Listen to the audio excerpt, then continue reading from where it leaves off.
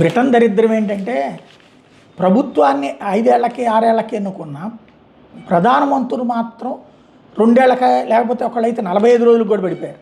వాస్తవంగా గత 10 ఏళ్లలో 6 ప్రధానమంత్రులు మారారు. అస్థిర ప్రభుత్వాలే నడుస్తున్నాయి. డేవిడ్ క్యామెరూన్ 2010 నుంచి 16 దాకా ఉంటే, థెరిసా మే 2016 నుంచి 19 దాకా ఉంటే, బోరిస్ జాన్సన్ 19 నుంచి 22 దాకా, లిజ్ ట్రూస్ 2022లో కేవలం 45 రోజులు ఉంది. రిషి సునక్ 2022 నుంచి 24 దాకా, కీర్ స్టార్మర్ 24 నుంచి 26 దాకా, మళ్ళీ ఇప్పుడు ప్రధానమంత్రి.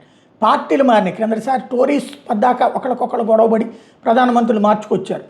ఆ తర్వాత ఇప్పుడు లేబర్లో కూడా ప్రధానమంత్రులు మార్చుకునేటువంటి పరిస్థితి. సమస్య ఏంటంటే ప్రజలలో విపరీతమైనటువంటి వ్యతిరేకత సృష్టించబడుతున్నది. ధరల పెరుగుదల, అలాగే ఆరోగ్యానికి సంబంధించి అవుతున్నటువంటి ఖర్చులు, ఆదాయాలు పెరగకపోవడం, ఆర్థిక సంక్షోభంలో ఉంది బ్రిటన్, అలాగే ఉపాధి సంక్షోభంలో ఉంది బ్రిటన్. ఆ ఇంపాక్ట్తో ప్రజల్లో పెరుగుతున్న అసంతృప్తిని చల్లార్చేందుకు ప్రధానమంత్రులు మార్చడం ద్వారా కాలక్షేపం చేస్తున్నారు.